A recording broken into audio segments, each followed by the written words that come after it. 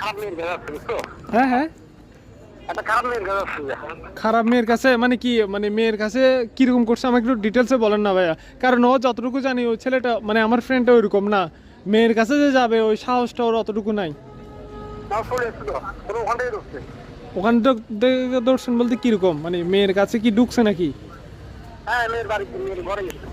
মেয়ের ঘরে কিরকম অবস্থার মধ্যে পাইছেন আপনারা? হ্যাঁ, কিরকম অবস্থার মধ্যে পাইছেন? ও মানে মেয়ের সাথে কন্ট্যাক্ট করে এসেছে। হ্যাঁ হ্যাঁ, হ্যাঁ তোমার ওরা মানে ওদের একটা অনলাইন চক্র আছে, বুঝছো?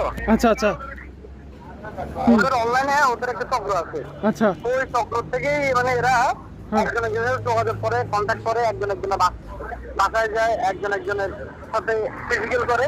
হ্যাঁ। মানে এটা একটা ওদের চক্র। আচ্ছা, তো ওই মেয়ের সাথে কি আপনারও কানেকশন আছে নাকি?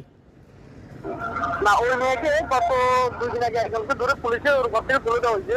আচ্ছা তারপরে গত 2 দিন, আরো সপ্তাহখানেক আগে, আচ্ছা তখন ওই মেয়ের কাজ বলছিল ও আর করে না। আচ্ছা কিন্তু গত পরশু দিন ওর এখান থেকে এ ধরা হয়েছে, আজকে আবার এনে ধরা হয়েছে। হ্যাঁ, আচ্ছা, কিন্তু মেয়ে আচ্ছা। বলছিল করে না। আচ্ছা বুঝছি। তো এখন এখন এরপরে আপনারা কোন অবস্থার মধ্যে পাইছেন ওকে? মানে কি রুমের মধ্যে পাইছেন? হুম? রুমের মধ্যে পাইছেন? হ্যাঁ